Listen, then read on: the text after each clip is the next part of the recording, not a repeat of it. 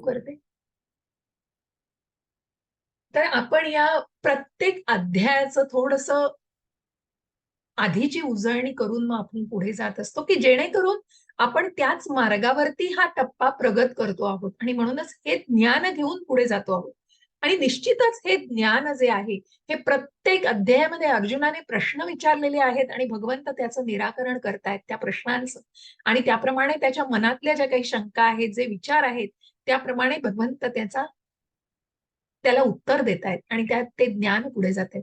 आणि म्हणून या ज्ञानाला अत्यंत महत्व आहे, की म्हणूनच पुढे जाऊन जेव्हा आपण 7व्या अध्यायात बघू, की जे 4 प्रकारचे लोक भगवंतांना शरण जातात, ते तुम्ही 18 अध्यायामध्ये 18 दिवसांच्या अध्ययन वर्गामध्ये जाणलंच असेल, की 7व्या अध्यायामध्ये जे 4 प्रकारचे लोक आर्त, अर्थार्थी, ज्ञानी आणि जिज्ञासू हे 4 प्रकारच्या व्यक्ती या भगवंतांना निश्चितच शरण जातात, कारण त्यांनी भगवंतांना जाणलेलं असतं. मग कोणी ब्रह्म, परमात्मा आणि जे भगवान स्वरूप आपण जाणलेले की 3 टप्प्यांवर भगवंतांना जाणलं जातं. मग भगवंतांनी सगळ्यांचा स्वीकार केलेला आहे हो. परंतु ज्या आध्यात्मिक टप्प्यावरती आपण आहोत, मग ज्या दुसऱ्या अध्यायामध्ये आपण जाण्याचा प्रयत्न केला, की मग ब्रह्म, परमात्मा आणि भगवान या तिन्ही टप्प्यावरच्या ज्या काही व्यक्ती आहेत, त्या निश्चितच भगवंतांना जाणू इच्छित आहेत. मग त्यापैकी ब्रह्म हे जे आहे, हा ब्रह्मस्तर आहे आणि हे भगवंतांपासून जे चैतन्य आहे, भगवंतांचं तेज आहे, त्या भगवंतांच्या तेजाला शक्ती मानली जाते आणि म्हणूनच त्या प्रकारे भगवंतांना जाणलं जाते. आणि म्हणून प्रभुपादांनी याला खूप सुंदर असं उदाहरण दिलेलं, की मनुष्य कसा टप्प्यावरती, की आध्यात्मिक टप्प्यावरती जी प्रगती साधली जाते ती, की जर एखादी मनुष्याला खिडकी उघडली आणि समोर उजेड दिसतोय, की चला दिवस सुरू झालेला आहे. इतक्यावरती ती व्यक्ती थांबती. मग ज्या व्यक्तीच्या मनात अजून औत्सुक्य आहे, की मग हा दिवस सुरू झालाय, पण हा येणारा उजेड कुठून येतोय? तो बघण्यासाठी तो सूर्याकडे जातो आणि सूर्यापासून हे तेज येते हे जाण्याचा प्रयत्न करतो. आणि मग त्याही पुढच्या टप्प्यावरची व्यक्ती आहे, ती सूर्यावरती जाण्याचा, मग हे तेज देणारा सूर्यही कसा आहे आणि सूर्याला जाणायचं. मग ही जी मनातली औत्सुक्याची पातळी आहे आणि मनामध्ये जे काही जाणायची इच्छा आहे, त्या जाणण्याच्या इच्छावरती मग तो टप्पा गाठला जातो आणि ती प्रगती साधली जाते. आणि हे सगळं ज्ञानाने शक्य आहे. म्हणून ज्या 7व्या अध्यायाचा मी उल्लेख केला होता, त्यापैकी ज्ञानी जी व्यक्ती आहे, त्या ज्ञानी व्यक्तीला श्रेष्ठ मानलेलं आहे. कारण ही व्यक्ती निसंकोचपणे ही ही पुढच्या टप्प्यावरती निश्चितपणे राहत आहे. आणि म्हणूनच अर्थार्थी आणि जिज्ञासू हे जरी कदाचित कुठेतरी त्यापासून म्हणजे त्यांना पुण्यवान व्यक्ती म्हटले, ते पुण्यकर्म करतायत. परंतु ज्ञानी व्यक्ती जी आहे, त्या ज्ञानी व्यक्तीला या ज्ञानाच्या माध्यमातून निश्चितच ती प्रगती साधली जाते आणि तो मनुष्य हा निश्चितच पुढच्या टप्प्यावरती जाऊन आणि मग ज्या भगवंत धामाला ज्याची प्राप्ती करू शकतो, कारण तो स्वतःला त्या भक्तीमध्ये, त्या कृष्ण भावनेमध्ये पूर्णपणे समरस करू शकतो, कारण हा भक्त भगवंतांसाठी विशेष असतो. आणि म्हणूनच एक भक्त हा निश्चितच ज्ञानी असतो आणि त्यांनी ते ज्ञान संपादन करून भगवंताला त्या भगवान रूपामध्ये जाणलेलं असतं. आणि निश्चितच मग त्या भक्ताची कुठलीच इच्छा नसते हो. तो भक्त फक्त त्या ज्ञानाच्या आधारे आपला आध्यात्मिक मार्ग अजून अजून सुकर करत असतो आणि ती प्रगती साधत असतो. आणि म्हणून या ज्ञानाला हे महत्व आहे. अशा या दुसऱ्या अध्यायापासून 11व्या श्लोकापासून भगवंतांनी या ज्ञानरूपी सागराचा प्रवाह आपल्याकडे सोडलेला आहे आणि या प्रवाहामध्ये आपण अनेक या प्रकारचं ज्ञान घेतो आहे. आणि अर्जुन हा जो रिप्रेझेंट करतोय, प्रतिनिधित्व करतोय, कारण हे ज्ञान अर्जुनाच्या माध्यमातून सामान्य माणसापर्यंत पोहोचलेलं ज्ञान आहे. आणि म्हणूनच हे इकडे तिकडे कुठे नाही, की मग आता तू युद्ध करून घे आणि नंतर मग बघू आपण, मी तुला सगळी कारणं सांगीन, आता या क्षणी तो युद्ध करून घे, मग आपण बसू त्याची चर्चा करू आणि एखाद्या कॉन्फरन्स रूम मध्ये बसून मग मी तुला याचं ज्ञान देईन. असं नाही केलं हो भगवंतांनी. भगवंतांनी तिथेच त्या संघर्षाच्या ठिकाणीच त्या कुरुक्षेत्रावरतीच अर्जुनाला ते ज्ञान दिलेले आणि ते ज्ञान देताना प्रत्येक गोष्टीचा जो कोणी दृष्टिकोन आहे अर्जुनाचा, तो दृष्टिकोन कशा प्रकारे बदलला गेला. आणि म्हणूनच मला असं वाटतं, की जसं मी याच्या आधी म्हटले, की भगवद्गीता जाणायची म्हणजे काय, तर ती आचरण करण्यासाठी आणि म्हणूनच अर्जुनामध्ये झालेले बदल जे आहेत, की अर्जुन हा पहिल्या अध्यायामध्ये अर्जुन विषाद झालेला आहे, विषण्ण झालेलं आहे मन, की मला हे युद्धच करायचं नाहीये. शस्त्र खाली ठेवून दिलेली आहेत. आणि त्याच अर्जुनाचा मनपालट कसा झालेला आहे, त्याच अर्जुनाच्या विचारांमध्ये कशा प्रकारे ते कशा प्रकारे ती प्रगती झालेली आणि कशा प्रकारे त्या विचारांमध्ये तो बदल झालेला आहे, की जो 18व्या अध्यायामध्ये म्हणतो, की नष्ट झालेला आहे, नष्ट होईपर्यंत की माझा भ्रम मनातला, माझ्या मनातलं सगळं जो काही असामंजस्य होतं, त्या सगळं दूर झालेलं आहे आणि माझ्या मनातला भ्रम दूर झालेला आहे.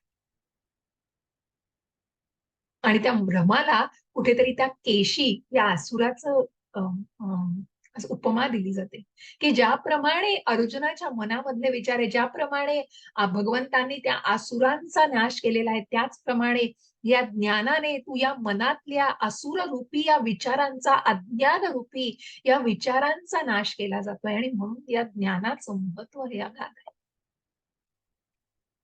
आणि म्हणून आपण या ज्ञान योगावरती आज आहोत, की ज्याच्यामध्ये भगवंतांनी कुठेतरी इतिहास दिलेला आहे. मग तिसऱ्या अध्यायामध्येही आपण कर्मयोग, ज्या कर्मयोगाला आपण जाणण्याचा प्रयत्न केलाय, की कर्म, अकर्म, विकर्म याचा मग तुम्हाला प्रत्येक अध्यायामध्ये हे उल्लेख वारंवार दिसतील. बऱ्याच अध्यायांमध्ये त्याच गोष्टींचा उल्लेख, जसं आपण म्हटलंय, की भगवद्गीता ही या 5 विषयांवर आधारित आहे. ईश्वर, जीव, प्रकृती, काळ आणि कर्म. आणि म्हणून या विषयांचा उल्लेख जिथे जिथे येईल, तिथे ती संलग्नता आणि भगवंतांविषयीचं जे काही ज्ञान आहे, मग ज्या भगवान रूपाला, की जे षड ऐश्वर्यांनी नटलेलं आहे, असं ईश्वर भगवान आणि मग त्यांचं आध्यात्मिक रूप, मग ज्या आधीच्याही अध्यायांमध्ये आपण त्याचा उल्लेख केलेला आहे, असे भगवंत अर्जुनाला ज्ञान देत आहेत, कारण अर्जुनाने त्यांना गुरु समान मानलेला आहे आणि माझ्या मनातल्या सगळ्या काही विचारांचा जो हल्लकल्लोळ झालेला आहे, त्यापासून निश्चित असं मला ज्ञान तुम्ही द्यावं. आणि म्हणून त्या कर्मयोगाला आपण जे जाणलेलं आहे तिसऱ्या अध्यायात, की प्रत्येक यज्ञ यज्ञ कर्म तुझं विहित कर्म तू केलं पाहिजेस. भगवंतांनी अर्जुनाला सांगितलंय मनातल्या सगळ्या विचारांना म्हणजे दुसऱ्या अध्यायामधली जी काही कारणं पहिल्या अध्यायात आपण जाणली, त्या दुसऱ्या अध्यायामध्ये त्या प्रत्येक कारणांना जी काही मनात करुणा दटलेली आहे, पापमय भावना अर्जुनाच्या मनात आहे, आनंद वाटत नाहीये अर्जुनाला काही करण्यासाठी, त्यानंतर कौटुंबिक परंपरेला कुठेतरी धोका निर्माण होईल असं वाटतंय आणि त्याचबरोबर या सगळ्या विचारांमुळे जी अव्यवसायात्मिक बुद्धी झालेली आहे अर्जुनाची, त्याच्यामुळे त्याच्या बुद्धीला जे फाटे फुटलेले आहेत, त्याला व्यवसायात्मिक बुद्धीवर आणण्यासाठी, व्यवसायात्मिक मार्गावर आणि त्याच्या बुद्धीला कशाप्रकारे आपण दुसऱ्या आणि तिसऱ्या अध्यायाच्या शेवटी बघितलेलं आहे, की मग ही जी वासना असते, जरी कितीही चांगल्या या गोष्टींचा विचार ज्याप्रमाणे केलेला आहे, की अर्जुनाच्या मनात हा प्रश्न आलाच, की जरी जरी तू मला हे सगळं ज्ञान दिलेलं आहे, मग हे सगळं स्थिताधीर मुनी, की ज्या प्रकारे अर्जुनाला भगवंतांनी सांगितलं, की मन स्थिर करायचंय, मनाला नियंत्रित करायचंय. कारण त्या मनाने त्या इंद्रियांच्या दोऱ्या पकडलेल्या आहेत आणि त्या मनाला बुद्धीने धरलेलं आहे आणि त्या बुद्धीला कुठेतरी त्या आत्म्याच्या स्वाधीन आहे. कारण तो आत्मा हा त्या रथामध्ये आरूढ झालेला आहे. त्या आत्म्याला ज्ञान देणं हे अत्यंत आवश्यक आहे. मग ते आध्यात्मिक ज्ञान द्यायचंय का मग त्या आध्यात्मिक ज्ञानाचं विस्मरण झालेलं आहे कारण आपण या कामरूपी वासनेमध्ये म्हणून मन, बुद्धी आणि इंद्रिय यांच्यावरती जी वासना आहे, ज्या काम वासनेचं स्वरूप आहे, त्यामुळे मनुष्य या सगळ्या भौतिक अशा या बंधनांमध्ये कुठेतरी स्वतःला केंद्रित करून घेतलेलं आहे आणि म्हणून त्याच्यावरती सगळा पगडा आहे त्या भौतिक गोष्टींचा आणि म्हणून भगवंतांनी हा आध्यात्मिक कुठेतरी विस्मरण झालेलं आहे मनुष्याला. म्हणून या भगवद्गीतेच्या स्वरूपामध्ये भगवंतांनी हे ज्ञान प्रत्येकापर्यंत पोहोचवलेलं आहे. आणि म्हणून या ज्ञानाचा उत्तम प्रकारे आकलन करून आपण आपल्या प्रॅक्टिकल आयुष्यामध्ये ते आचरणात कसं आणू शकतो, की भगवद्गीता मग अर्जुनाच्या मनामध्ये ज्या झालेल्या विचारांचा बदल आहे, तो जाणणं म्हणजे कुठेतरी भगवद्गीता जाणणं आहे, की ज्याने पहिल्या अध्यायापासून कुठेतरी स्वतःच्या विषण्ण अशा मनाला पण ज्या प्रकारे त्यांनी गुरु मानलेलं आहे भगवंतांना आणि जे ज्ञान घ्यायला सुरुवात केली आहे, तसं टप्प्याटप्प्यावरती जे ज्ञान घेतलेलं आहे, त्या ज्ञानाने अर्जुनाच्या मनामध्ये होणारे बदल आणि मग कशा प्रकारे अर्जुनाला 10व्या अध्यायापर्यंत सगळं आकलन झालंय. 10व्या अध्यायापर्यंतच कुठेतरी भगवद्गीता संपली असती हो. परंतु तिथेही अर्जुनाला प्रश्न पडलेला आहे आणि मग कुठेही सामान्य मनुष्याने स्वतःला दैवी समजून मग स्वतःला त्या गोष्टीला कुठेतरी जर मीच देव आहे आणि माझ्यामध्ये या सगळ्या गोष्टींचं मी तो अहंकार आहेच हो, खोटा अहंकार मनुष्यामध्ये आहे आणि म्हणून या सगळ्यावरती कुठेतरी त्याचं निराकरण करण्यासाठी आणि मनुष्याला त्या गोष्टींची चाड मिळण्यासाठी मग अर्जुनाने भगवंतांना ते विनंती केलेली आहे. म्हणून मग विश्वरूप असं दर्शन भगवंतांनी दिलेलं आहे आणि मग त्यातून पुढे मग ज्या ज्ञानाचा सुद्धा मार्ग खुला झालेला आहे की या भौतिक जगतामध्ये आपण जे स्वतःला कुठेतरी केंद्रित करतोय आणि या षड्रिपूंमध्ये कुठेतरी अडकलेलो आहोत. काम, क्रोध, लोभ, मद, मोह, मत्सर या सगळ्यामध्ये अडकलेलो आहोत आणि म्हणूनच या सगळ्यापासून अनर्थ निवृत्ती मिळण्यासाठी जे ज्ञान आवश्यक आहे की या भक्ती मार्गाला तर आपण जाणलं 7व्या ते 12व्या अध्यायापर्यंत जाणणार आहोत. पण मग या भक्तीमध्ये कसं जायचंय हे ज्ञान घेणं हे निश्चित आवश्यक आहे. त्यासाठी ती बद्धता मग जसं आपण म्हटलं की कर्मापासून जर ते कर्मच जर अकर्म स्वरूपाचं केलं, तेच भगवंतांना अर्पण केलं तर निश्चितच कुठल्याही बंधनांमध्ये अडकणार नाही आणि म्हणून त्या बद्धतेतून बाहेर पडण्यासाठी हे ज्ञान अजून त्या पुढच्या टप्प्यावरती घेतलं जात आहे.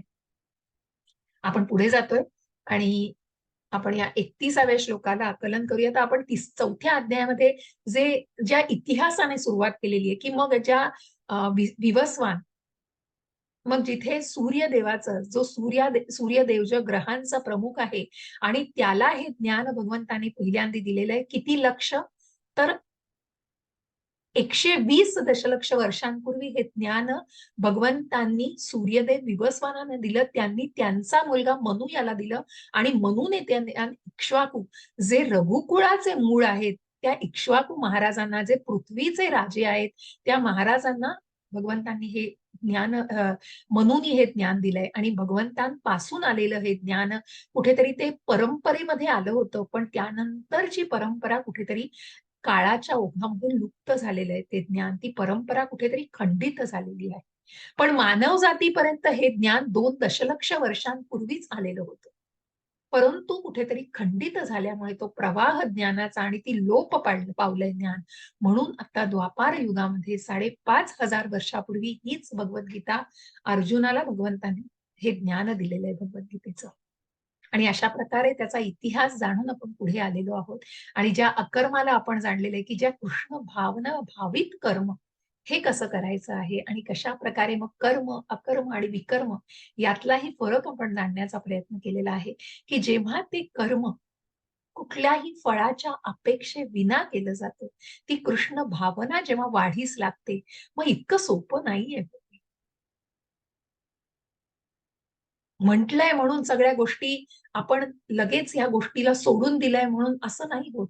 म्हणून त्याला टप्प्याटप्प्याने गेलं तरीही त्या ज्ञानाचं निश्चितपणे आकलन होऊन आपण आपल्यामध्ये त्या गोष्टी पूर्णपणे त्या आचरणात आणण्याचा प्रयत्न करू शकतो. आणि त्यासाठी मग पुढे जाऊन जेव्हा उपदेशामृतामध्ये जीव गोस्वामींनी सांगितलंय की कनिष्ठ अधिकारी, मध्यम अधिकारी आणि उत्तम अधिकारी असे टप्पे आहेत की त्या प्रकारे मनुष्याने ती प्रगती साधणं निश्चितच आवश्यक आहे. हे मग पुन्हा ज्ञानाने जे आपण आत्ताही जाणणार उत्तम आध्यात्मिक गुरुकडून हे ज्ञान घेणं कशा प्रकारे आवश्यक आहे. आणि मग जे आपण यज्ञाचा, कर्माचं जे महत्व जाणलेलं आहे गेल्या अध्यायामध्ये आपण त्या सर्वाला जाणण्याचा प्रयत्न केलाय. मग आपण पुढे जातो आहोत. नायं लोकोऽस्य यज्ञस्य कुतोऽन्यः कुरु सत्तम. हे कुरुश्रेष्ठा, यज्ञ केल्याविना मनुष्य या लोकामध्ये किंवा या जीवनामध्ये कधीच सुखप्राप्ती करू शकत नाही. तर पुढील जीवनाबद्दल काय सांगावं? मनुष्याने या विहित कर्माला टाळायचं नाहीये आणि म्हणूनच भगवंत सांगतायत मनुष्य कोणत्याही प्रकारच्या भौतिक जीवनामध्ये असला तरी निश्चितपणे त्याला आपल्या वास्तविक स्वरूपाचं अज्ञान असतं. कारण तो भौतिक जगतामध्ये आहे आणि म्हणून दुसऱ्या शब्दात सांगावयाचे तर भौतिक जगातील अस्तित्व म्हणजे आपल्या पापमय जीवनाच्या कर्मफलांचा परिणाम आहे बघा. कारण शेवटी कर्माची गुंतागुंत आहे हो सगळी, ही कर्माची फळं आहेत. कारण त्या कर्माच्या फळांमध्ये आपण जितके अडकलेलो आहोत तितके आपण या भौतिक जीवनामध्ये पुन्हा पुन्हा त्या चक्रामध्ये अडकतो. पापमय जीवनास अज्ञान कारणीभूत आहे आणि पापमय जीवन हे मनुष्याचं भौतिक अस्तित्व लांबविण्यास कारणीभूत आहे. या जंजाळातून बाहेर पडण्यासाठी मनुष्य जीवन हाच एकमेव सुटकेचा मार्ग आहे. कारण 84 लक्ष योनीनंतर हा मनुष्य जन्म आपल्याला मिळालेला आहे आणि या मनुष्य जन्मामध्ये म्हणूनच हरेर नम हरेर नम हरेर नम केवलम कलौ नास्ति कलौ नास्ति कलौ कलौ नास्ति एव नास्ति एव गतिर अन्यथा. जरी या कलह भांडण आणि या दाह आणि ह्या सगळ्या दांभिक अशा स्वरूपाच्या विश्वामध्ये आपण जगामध्ये जरी असलो, या भौतिक जीवामध्ये जरी आपलं अस्तित्व असलं तरी आपल्याला मनुष्य जन्म मिळालाय जिथे आपण निश्चितच ती आध्यात्मिक प्रगती साधू शकतो. कशी तर नामस्मरण आणि भक्तीच्या माध्यमातून.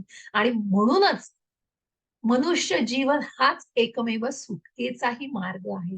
म्हणून वेद हे आपल्याला या जंजाळातून सुटण्यासाठी धर्म, अर्थ, काम आणि सरते शेवटी तो मोक्षाचा मार्ग दाखवतात, की या दुःखमय अवस्थेतून पूर्णपणे बाहेर पडण्याचा मार्ग निर्देशित करत असतात. काय तर वेद, आपली गीतोपनिषद, आपली ईशोपनिषद, आपली उपनिषद, भगवत गीता, भागवतम या सगळ्याचा अभ्यास करून निश्चितच आपण या मार्गाला मार्गस्थ होऊ शकतो.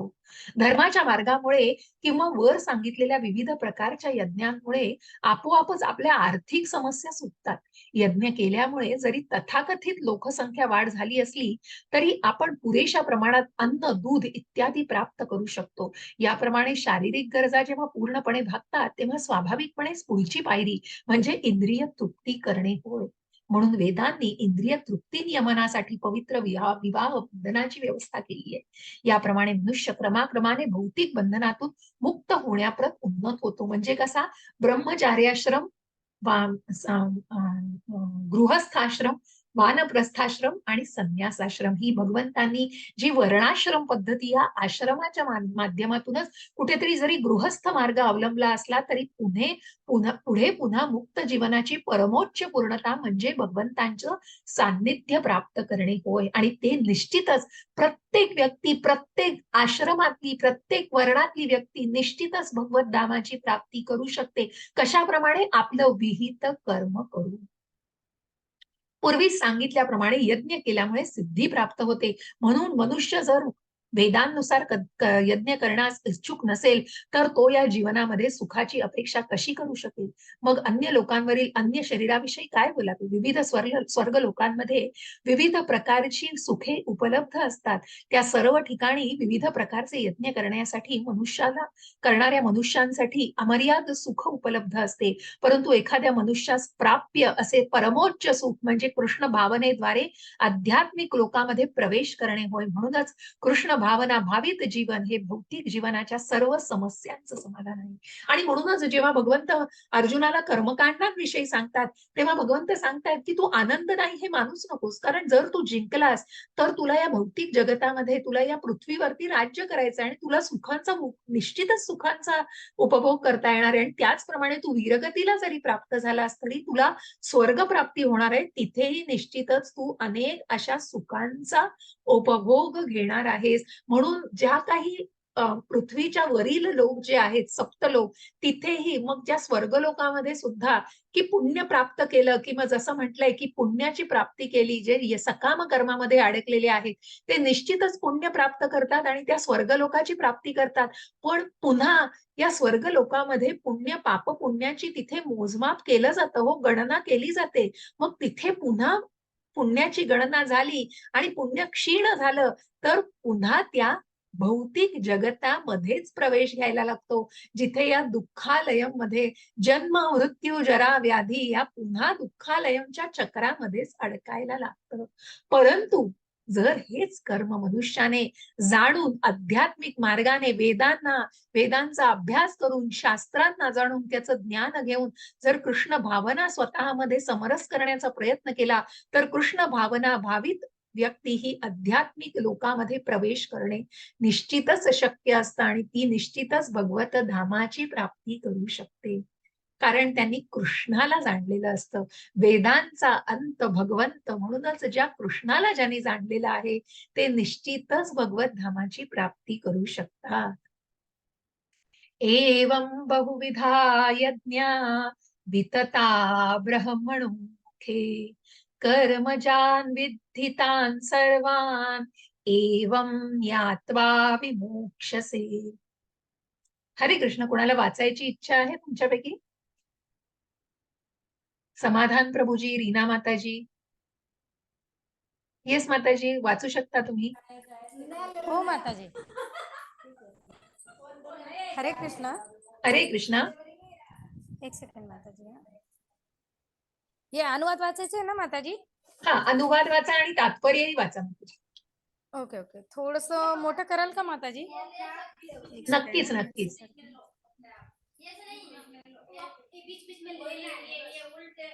आता दिसतंय? हो हो माताजी. हरे कृष्ण. हरे कृष्ण. हे परंतप केवळ द्रव्य यज्ञापेक्षा ज्ञान यज्ञ श्रेष्ठ आहे. अंततः हे पार्था, सर्व कर्म यज्ञांचे पर्यवसान दिव्य ज्ञानामध्ये होते. तात्पर्य, परिपूर्ण ज्ञानावस्थेची प्राप्ती करणे, त्यानंतर सांसारिक दुःखातून मुक्तता प्राप्त करणे आणि अंती भगवंतांच्या दिव्य प्रेममयी सेवेमध्ये कृष्ण भावना रममान होणे हा वेदांचा मुख्य उद्देश आहे.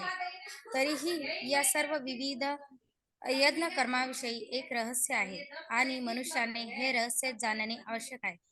यज्ञकर्त्याच्या विशिष्ट श्रद्धेनुसार यज्ञ कधी कधी विविध प्रकारची रूपे धारण करतात. जेव्हा मनुष्याची श्रद्धा दिव्य ज्ञानाने युक्त होते तेव्हा त्या यज्ञकर्त्याला अशा दिव्य ज्ञानाशिवाय केवळ द्रव्यांचा यज्ञ करणाऱ्या यज्ञकर्त्यापेक्षा अधिक प्रगत समजले पाहिजे. कारण ज्ञानप्राप्ती झाल्याविना यज्ञ हे भौतिक स्तरावरच राहतात आणि त्यापासून कोणतीही आध्यात्मिक लाभ प्राप्ती होत नाही. वास्तविक ज्ञानाची परिणती दिव्य ज्ञानाच्या अच्युत स्तरामध्ये म्हणजेच कृष्ण भावनेमध्ये होते. उन्नत दिव्य ज्ञानप्राप्ती विना यज्ञ म्हणजे केवळ भौतिक कर्मेच होत. तरीही जेव्हा हे यज्ञ दिव्य ज्ञानाच्या स्तराप्रत उन्नत केले जातात तेव्हा अशा सर्व यज्ञ कर्मांना आध्यात्मिक स्वरूप प्राप्त होते. चेतनेमधील भिन्नतेवरून कधी कधी यज्ञ कर्मांना कर्मकांड, माताजी वरती करा, कर्मकांड सकाम कर्मे म्हटले जाते, तर कधी कधी ज्ञानकांड सत्य शोधार्थ ज्ञान असे म्हटले जाते. ज्या यज्ञाचा शेवट ज्ञानप्राप्ती होतो तोच यज्ञ अधिक श्रेष्ठ होतो. हरे कृष्ण माताजी. हरे कृष्ण. धन्यवाद. तर अशा प्रकारे या ज्ञान यज्ञाची आणि म्हणूनच दिव्य यज्ञापेक्षा हा यज्ञ किती श्रेष्ठ आहे या ज्ञानाचा आपण इथे कुठेतरी ज्ञानाचं महात्म्य. माताची काळजी घ्या, थोडस म्यूट राहाल का? आवाज येतो. हो हो, एक सेकंड माताजी, एक सेकंड. हा, आणि म्हणूनच जेव्हा बघा, जेव्हा मनुष्याची श्रद्धा दिव्य ज्ञानाने युक्त होते तेव्हा त्या यज्ञकर्त्याला अशा दिव्य ज्ञानाशिवाय केवळ द्रव्यांचा यज्ञ करणाऱ्या यज्ञकर्त्यापेक्षा अधिक प्रगत समजलं पाहिजे.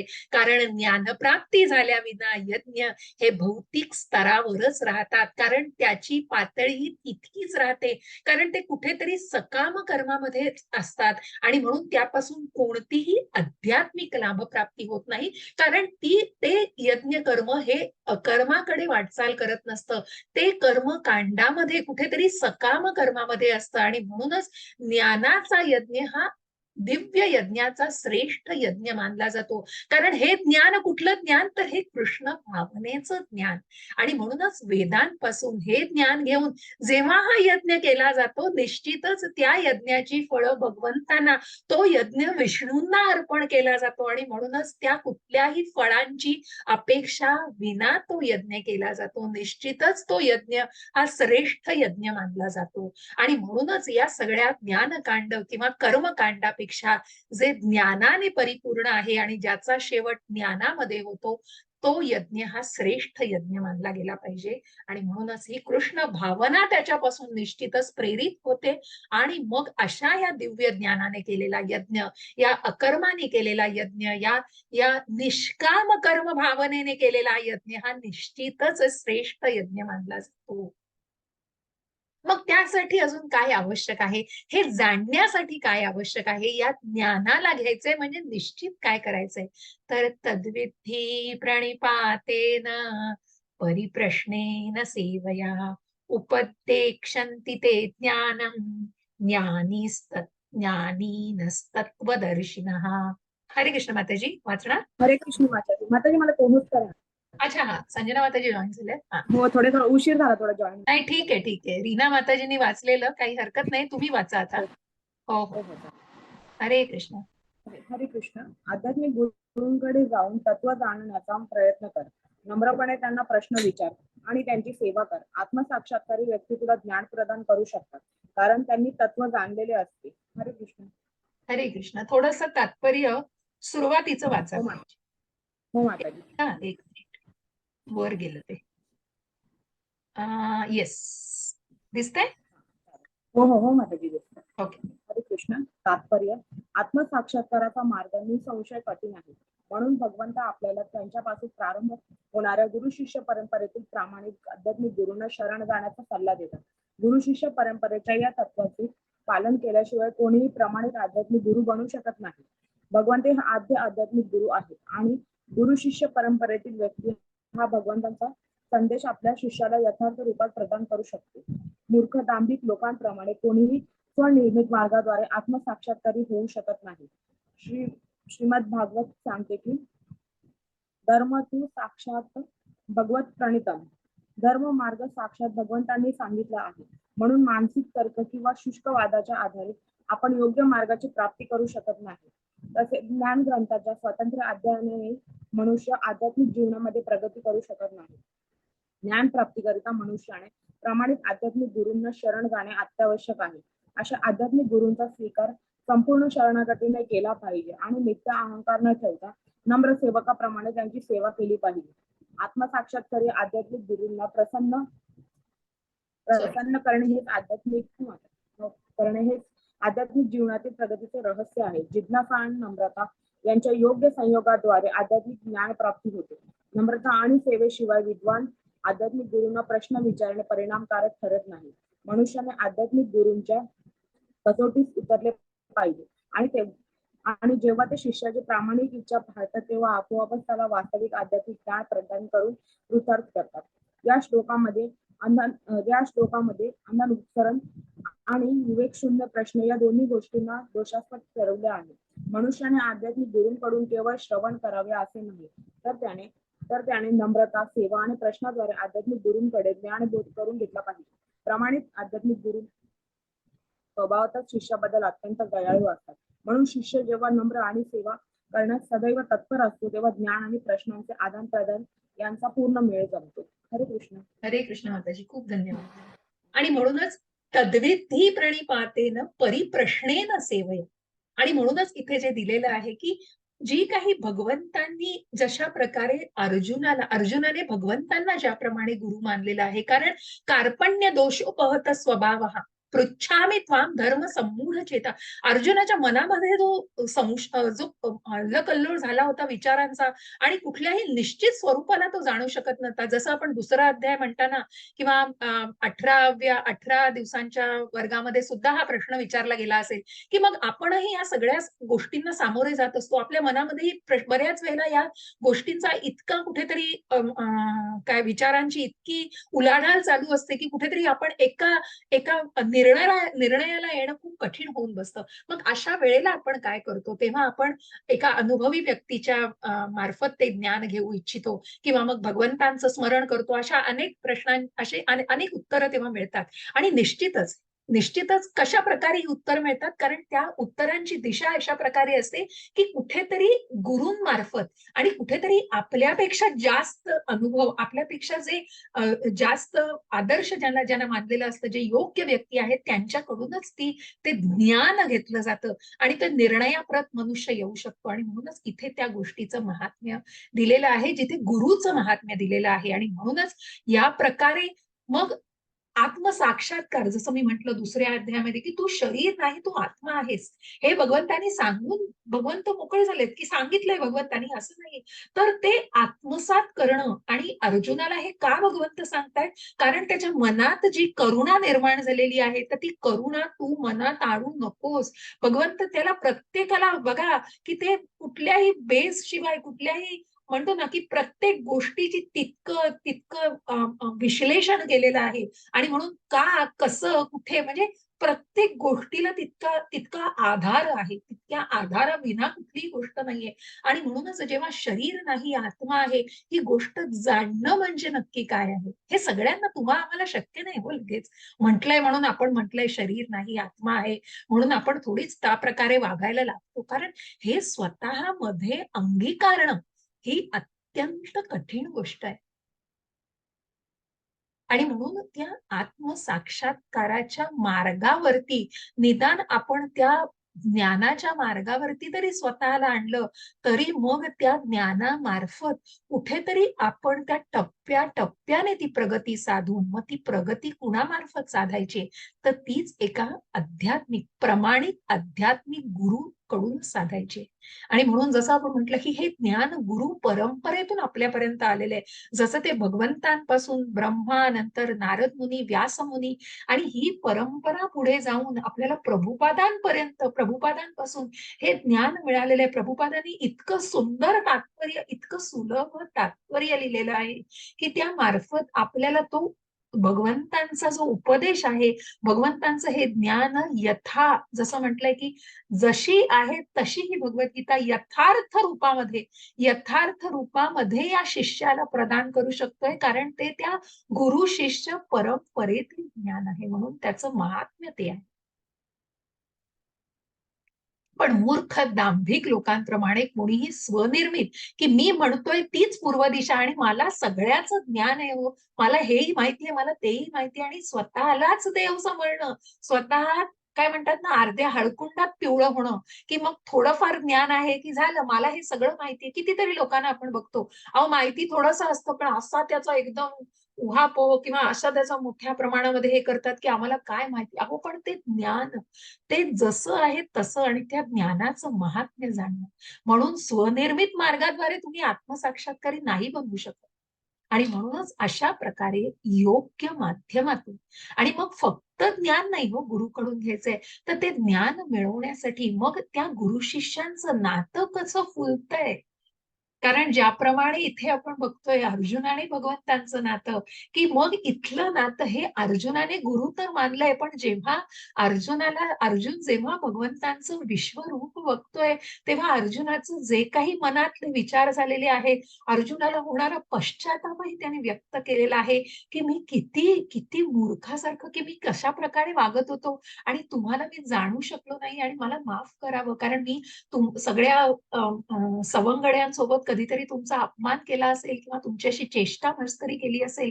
कारण जिथे भगवंतांना गुरु म्हणून जाणलेलं, आणि त्या गुरुचं महात्म्य, आणि जेव्हा त्या विश्वरूप दर्शनामधून पूर्ण चराचर जेव्हा अर्जुन बघतोय, तेव्हा अर्जुनाच्या मनातलं ते जे काही पश्चातापाचे विचार येतात ते बाहेर पडतात, आणि एका शिष्य गुरु शिष्याचं नातं कसं फुलत असतं, की शिष्य त्याप्रमाणे गुरूंना ते सांगत असतो. आणि मग नुसतंच इथे दिलेलं आहे, या ज्याप्रमाणे सांगितलेलं आहे, की ती नम्रता आणि सेवा, आणि मग त्या गुरूंच्या सान्निध्यात राहून, फक्त मी शिष्य आहे, आणि मला तुमच्याकडून मी इतके मी 16 माळा करतोय, मी रेग्युलेटरी प्रिन्सिपल्स फॉलो करतो, मी अमुक करतो, मी तमुक करतो, मी या गोष्टी करतोय म्हणून मला ते अधिकार आहे आणि मला हे ज्ञान मिळालंच पाहिजे, नाही. हा जो अप्रोच आहे ना, हा अप्रोच खूप चुकीचा आहे. आणि म्हणूनच या प्रकारेही आपल्याला दुसऱ्या अध्यायातही बघ की अर्जुन कुठेतरी भगवंतांना विचारताना त्याचा अप्रोच पण आपल्याला शिकायचा आहे, की मी हे जाणू इच्छितो आहे आणि मला हे तुमच्याकडून तुम्हाला मला गुरु मानायचं आणि मला हे ज्ञान घेणं शक्य आहे का? किंवा पुढेही जाऊन जेव्हा विश्वरूप दर्शन घेण्याची विनंती अर्जुन करतोय, तेव्हा त्याचा अप्रोच एका शिष्याचा आहे. कुठल्याही प्रकारे तो ठोस सांगत नाहीये, कुठल्याही प्रकारे त्याच्यामध्ये आक्रमकता नाहीये. आणि म्हणूनच ते जाणायचंय. म्हणून मनुष्याने आध्यात्मिक गुरुच्या कसोटीस उतरलो पाहिजे. आणि जेव्हा ते शिष्याची प्रामाणिक इच्छा पाहतात, मग ते गुरुच ठरवतात की हा शिष्य किती प्रामाणिक आहे आणि किती कशा प्रकारे कुठल्या पातळीपर्यंत आहे. त्या प्रकारे ते गुरुच ठरवतात की हा ज्ञानास पात्र आहे की नाही. त्याप्रमाणे ते गुरु त्या शिष्याला ते ज्ञान प्रदान करत असतात. अशा प्रकारे तद्विधी प्रणिप्रातेन परिप्रश्नेन सेवया. आणि म्हणूनच अशा प्रकारे गुरु परंपरेतून घेतलेलं हे ज्ञान निश्चितच त्या आध्यात्मिक की उपदेक्षन्ति ते ज्ञानम ज्ञानीनस्तत्वदर्शिनः ज्ञानीनस्तत्वदर्शिनः की मग ते ज्ञान परिपूर्ण असतं की कशा प्रकारे, कारण ज्यांना त्याचा दृष्टांत झालेला असतो असे गुरु की ज्यांना पूर्णपणे ते ज्ञान अवगत असतं, त्या उत्तम आध्यात्मिक, जसं मी दुसऱ्या अध्यायात म्हटलं की 360 अंशामध्ये तो गुरु विचार करत असतो, कारण तो शारीरिक, मानसिक आणि आध्यात्मिक दृष्टिकोनातून विचार करत असतो. आणि तो आध्यात्मिक दृष्टिकोन हा अत्यंत महत्वाचा आहे. ज्या प्रकारे आपण एखाद्या फिजिशियनकडे जातो, एखाद्या सायकियाट्रिस्टकडे जातो, त्याचप्रमाणे नुसतं तिथेच न थांबता या आध्यात्मिक गुरुला आणि त्याच गोष्टीला अध्यात्माद्वारे जाणणं हे किती महत्वाचं आहे, हे याच्यातून आपण जाणू शकतो की गुरुचं महत्व हे जाणणं हे अत्यंत आवश्यक आहे. आणि त्याप्रमाणे ते ज्ञान संपादन केलं जातं. यज्ञात्वा न पुनर्मोहम् एवं यास्यसि पांडव येन भूतान्यशेषाणि द्रक्ष्यस्यात्मन्यथो मयि. हरे कृष्ण माताजी. हरे कृष्ण माताजी. आत्मसाक्षात्कारी जीवांकडून वास्तविक ज्ञानाची प्राप्ती झाल्यावर तू पुन्हा मोहित होणार नाही, कारण या ज्ञानाद्वारे तू पाहशील की सर्व प्राणी मात्र हे परमात्म्याचे अंश आहेत, अर्थात ते माझेच आहे. हरे कृष्ण. हरे कृष्ण माताजी. आणि म्हणूनच इथे भगवंतांनी सांगितलेलं आहे की पुढे जाऊनही आपल्याला जे जाणायचंय, जसं मी म्हटलं की मग अशा प्रकारे आत्मा हा परमात्म्याचाच अंश आहे, की जेव्हा हे ज्ञान घेतलं जातं, मग भगवंत म्हणतात की जेव्हा आत्मसाक्षात्कारी जीवांकडून वास्तविक की अशा प्रकारे की उत्तम आध्यात्मिक गुरुकडून जेव्हा हे ज्ञान प्राप्त केलं जातं, तेव्हा निश्चितच ते परिपूर्ण असतं. आणि मग अशा प्रकारे केलेलं ज्ञान निश्चितच पुन्हा तुम्हाला त्या भौतिक मार्गावर घसरू देणार नाही. पुन्हा तू त्या षड्रिपूंमध्ये अडकणार नाहीस, त्या अनर्थांमध्ये अडकणार नाहीस. कारण या ज्ञानाद्वारे तू बघशील की प्राणिमात्म हे परमात्म्याचेच अंश म्हणजे माझेच अंश आहे. जेव्हा आपण 4 रेग्युलेटरी प्रिन्सिपल्स बघतो की कशा प्रकारे की कुठल्याही प्रकारच्या म्हणजे मद्य प्यायचं नाहीये, मांसाहार करायचा नाहीये, परस्त्रीशी संबंध ठेवायचा नाहीये आणि जुगार खेळायचा नाहीये. या 4 हे महत्वाचे रेग्युलेटरी प्रिन्सिपल आहेत इस्कॉनचे. त्याच्यामध्ये जेव्हा आपण बघतो की मग जेव्हा दुसऱ्या प्राण्याला मग स्वतःच्या इंद्रिय तृप्ती, आपण आधीच्या श्लोकामध्ये बघितलं की इंद्रिय तृप्ती, मग ही इंद्रिय तृप्तीची जी वासना आहे ना, ती वासने आहारी जाऊन आपण त्या गोष्टीला म्हणजे त्या प्राणी मात्राला सुद्धा आपण मारायला कमी करत नाही, कारण स्वतःची तृषा भागवायची, स्वतःची इंद्रिय तृप्ती करून घ्यायची. मग इतर अनेक ऑप्शन्स आहेत हो. मग का तुम्हाला त्या पशुचंच मांस खायचंय? कारण मग स्वतःला कुठेतरी तृप्त करायचंय, अरे मला तेच हवंय आणि तेच खायचंय. पण त्यासाठीच भगवंतांनी जे सांगितलेलं आहे की म्हणूनच जेव्हा या प्राणीमात्रांबद्दलचं मत्सर कधी जाईल, जेव्हा स्वतःमध्ये ती भावना निर्माण केली जाईल. नुसतंच म्हणून उपयोग नाहीये हो. नुसतंच तुम्ही भूतदया दाखवताय आणि मग भूतदया माझ्या मनामध्ये आहे आणि म्हणून आपण प्राण्यांना जपतोय, असं करतोय, तसं करतोय, पण एकीकडे चिकन, मटण, मांस हे ते तर खाल्लं जातंय. मग कुठे गेली तुमची भूतदया? आणि म्हणूनच तिथे कुठेतरी मिथ्याचार आहे हो तो सगळा. मग ती भावना नाहीच आहे. आणि म्हणूनच जिथे भगवंतांनी सांगितलेलं आहे, की ही मत्सरी प्रभुपादांनी तात्पर्यामध्ये पुढेही लिहिलेलं आहे, आपण त्याचा उल्लेख येईल, की मग ही जी मत्सरी भावना आहे ना, ही मत्सर की हा मत्सर आहे, हा षड्रिपूंपैकी काम, क्रोध, लोभ, मद, मोह, मत्सर याच्यापैकी इतर यांना परिवर्तित करू झालं शकतं, परंतु मत्सराला मात्र मुळापासून उखडून टाकलं पाहिजे, कारण हा मत्सर अत्यंत वाईट आहे. आणि म्हणूनच इथे थोडक्यात त्या गोष्टीबद्दल सांगण्याविषयी मी थोडासा त्याचा उल्लेख केला.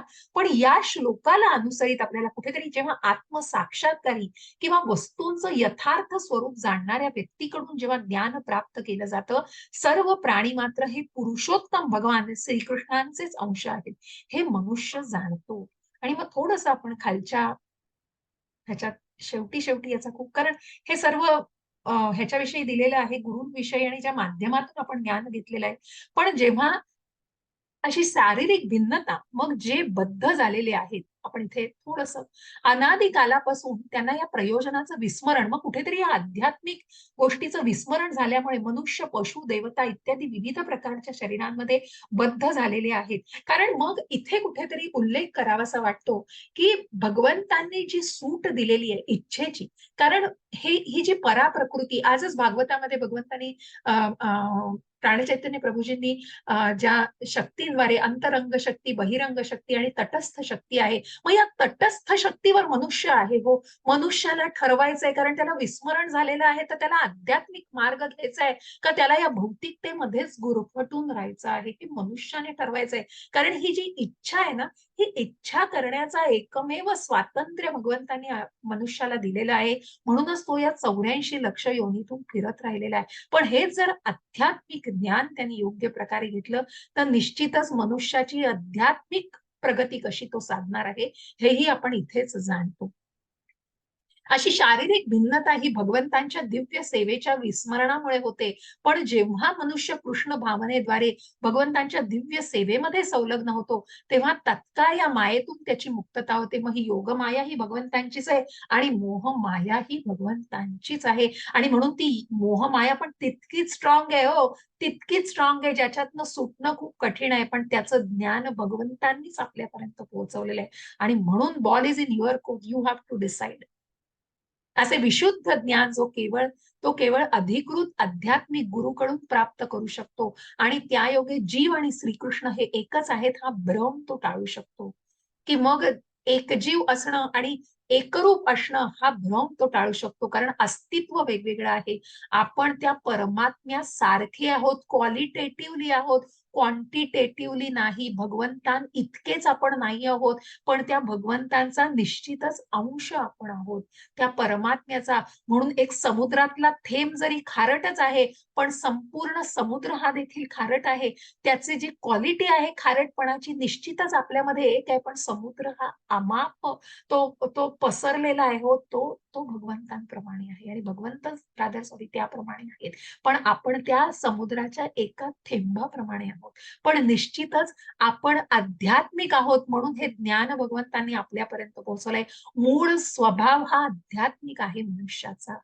परिपूर्ण ज्ञान म्हणजे हे जाणणे होय, की परमात्मा श्रीकृष्ण हेच सर्व जीवांचे परम आश्रयदाते आहेत. आणि त्यांच्या आश्रयाचा त्याग केल्याने जीव हे भौतिक शक्तीद्वारे मोहित होतात, कारण त्यांना वाटते की आपण स्वतंत्र आहोत. याप्रमाणे निरनिराळ्या प्रकारच्या भौतिक गोष्टींची तादात्म्य केल्याने जीवांना श्रीकृष्णाचं विस्मरण होतं. भौतिकतेमध्ये मनुष्य ओढला जातो, त्या मोहामध्ये ओढला जातो. पण तरीही असे मोहित जीव कृष्ण भावनेमध्ये स्थित होतात, तेव्हा जाणले पाहिजे की ते मुक्ती पथावर आहेत. म्हणूनच कितीही पापी व्यक्ती असेल, मृगारींचा मृगारी ऋषी झालेत हो, कारण त्या मृगारींनी अगदी अगदी क्रूर असं पाप केलेलं होतं. पण ज्या वेळेला नारद मुनींनी त्यांना ज्ञानाची प्राप्ती केली, ज्ञान संपादन केलेलं आहे, जेव्हा ते त्या मार्गावरती आलेले आहेत, तेव्हा निश्चितच ते मुक्तीच्या मार्गावर आलेले आहेत, ते मुक्ती पथावर आलेले आहेत. आणि म्हणूनच याप्रमाणे भागवतामध्ये सुद्धा त्याला पुष्टी देण्यात आलेली आहे. मुक्तिर्हि त्वान्य यथा रूपम स्वरूपेण व्यवस्थिती. मुक्ती म्हणजे भगवान श्रीकृष्णांचा नित्य दास म्हणून आपल्या मूळ स्वरूपामध्ये कृष्ण भावनेमध्ये स्थित होणे होय. दास ती जी सेवा भाव आहे तो सेवा भाव की भगवंतांचे आपण सेवक आहोत ही भावना मनामध्ये आणणे म्हणजेच कृष्ण भावना मनामध्ये रुजवणे होय. त्या स्वरूपामध्ये स्वतःला स्थित करणे होय.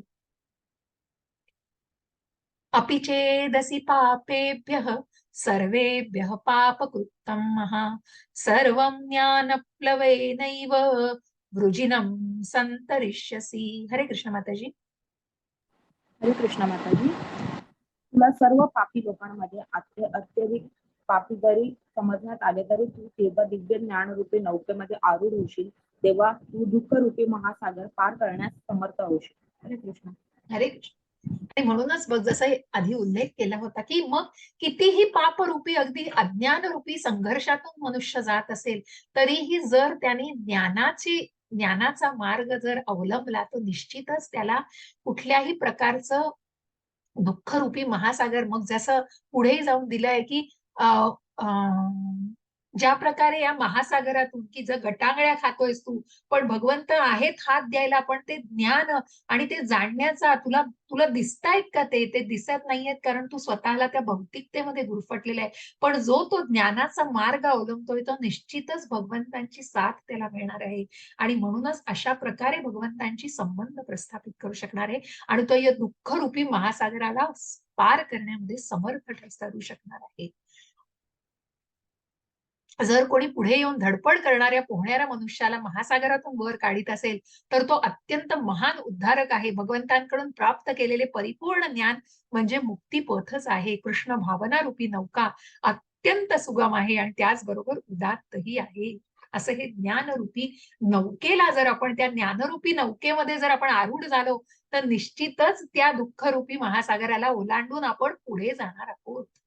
यथैधांसी समिद्धोग्निर भस्मसात कुरुतेर्जुन ज्ञानाग्निः सर्व कर्माणि भस्मसात कुरुते तथा.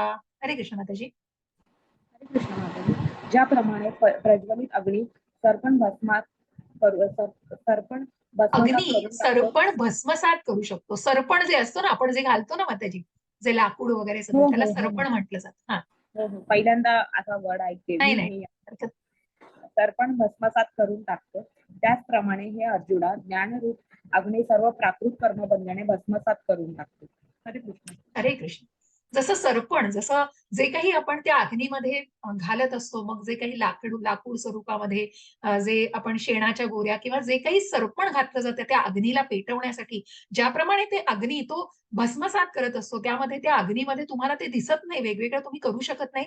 त्याचप्रमाणे हे अर्जुना ज्ञानरूपी या अग्नीमध्ये सर्व प्राकृत कर्मबंधनं मग जेव्हा या कृष्ण भावना भावित कर्माचं ज्ञान आणि जेव्हा या ज्ञानाच्या मार्गाला अवलंबलं जातं तेव्हा जी काही प्राकृतिक म्हणजे या भौतिक प्राकृतिक जी काही कर्मबंधनं असतात तीही भस्मसात करून टाकतो. मग त्या कर्माची बंधनं कुठलीही राहत नाही जेव्हा भक्तिरूपी हा मार्ग अवलंबला जातो.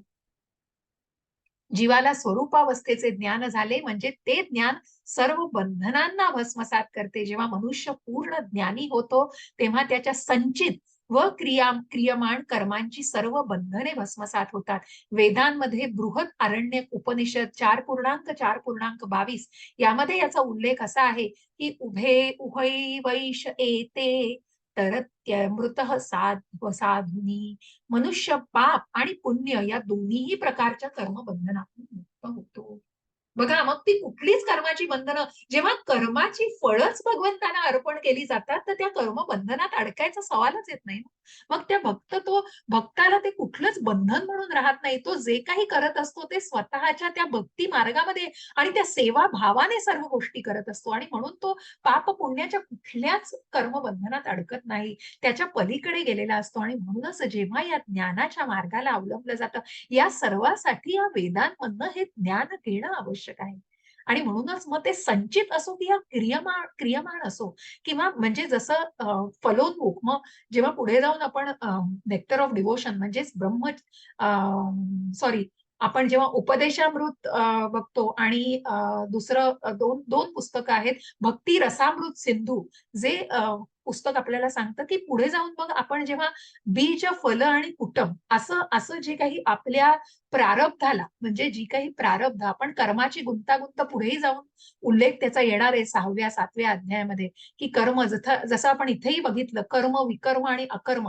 आणि या कर्माची गुंतागुंत जेव्हा आपण म्हणतो, म्हणजेच काय, तर या कर्माची जी काही फळं, मग मनुष्य आधीच्या केलेल्या कर्माची फळं, की जे काही भूतकाळामधली कर्म असतील, जी काही वर्तमान काळातील कर्म करत असेल त्याच्या पापाची फळं, आणि जे काही त्याच्या भविष्य काळातही त्याच्याकडून घडणारी काही पापं असतील, असं कुटम बीजम आणि फलोन्मुख झालेले नसतील, अशा प्रकारे जी कुठली असतील, या सगळ्या स्तरावरील जरी ही पाप कर्म असतील आणि त्याची जी काही फळं असतील, त्या सगळे भस्मसात कधी होतात, जेव्हा स्वतःला तो त्या ज्ञानरूपी पूर्णपणे स्वतःला त्या ज्ञानरूपी सागरामध्ये झोकून देतो. आणि त्याप्रमाणे एका आध्यात्मिक गुरुकडून परिपूर्ण अशा ज्ञानाची प्राप्ती करतो, तेव्हा तो या सगळ्या फळांच्या बंधनापासून मुक्त होलेला आहे. अशा प्रकारे हे महत्व आहे.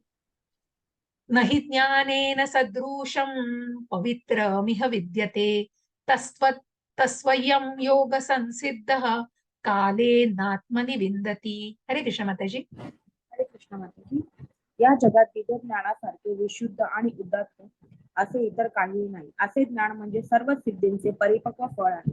जो भक्ती योगाच्या आचरणामध्ये निपुण झाला आहे, तो योग समयित स्वतःमध्ये त्या ज्ञानाचे आस्वादन करतो.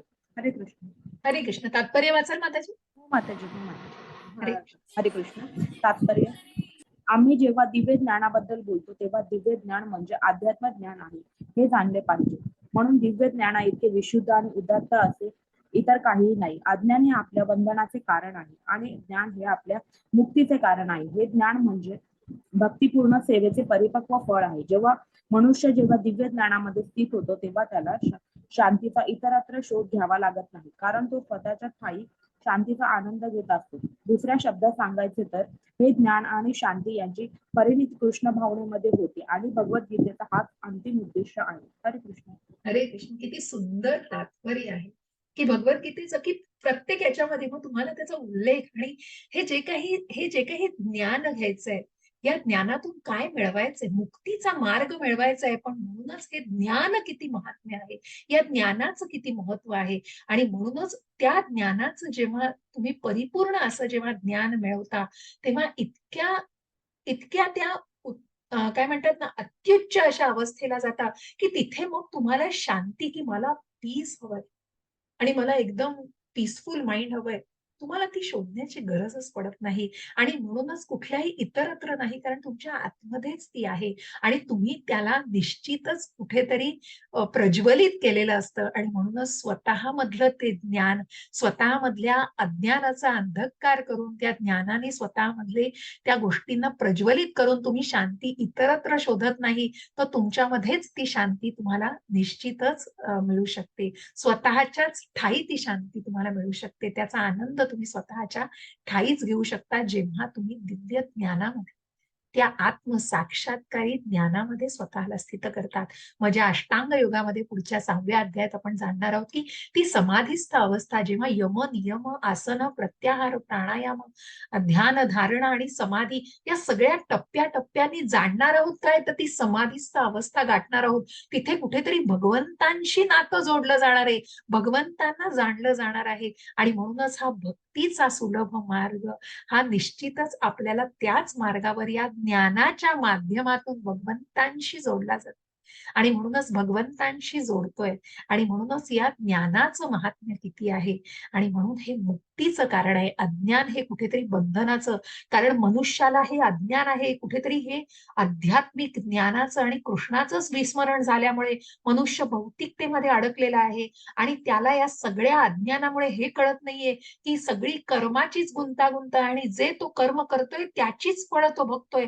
जे तो कर्म करणार आहे त्याच्याच कर्मबंधनांमध्ये तो अडकतो आहे आणि पुन्हा पुन्हा त्या योनीमधून पुन्हा पुन्हा त्या भौतिक जगतामध्ये त्याला जन्म मिळतोय आणि त्याच योनीमधून 84 लक्ष योनींमधून पुन्हा पुन्हा तो फिरतोय, कारण तो अज्ञानामध्ये आहे. त्याला ते दिव्य ज्ञान अजून मिळालेलं नाही. पण तो दिव्य ज्ञानामध्ये आल्यानंतर निश्चितच मुक्तीचा मार्ग धरतो, कारण ती कृष्ण भावना स्वतःमध्ये तो जोपासण्यासाठी स्वतःला तयार करीत असतो आणि म्हणूनच मग तो हळूहळू त्या मुक्तीच्या मार्गावर स्वतःला मार्गस्थ करू शकतो. श्रद्धावान लभते ज्ञानम तत्परः संयतेंद्रियः ज्ञानम लब्ध्वा पराम शांतिम अचिरेणाधिगच्छति. हरे कृष्ण माताजी. मी वाचू अरे माझं. हा वाचा माताजी. रीना माताजी वाचा. माताजी त्यांना वाचते. ठीक आहे. हो, हरे हो, कृष्ण. हरे हरे कृष्ण माताजी.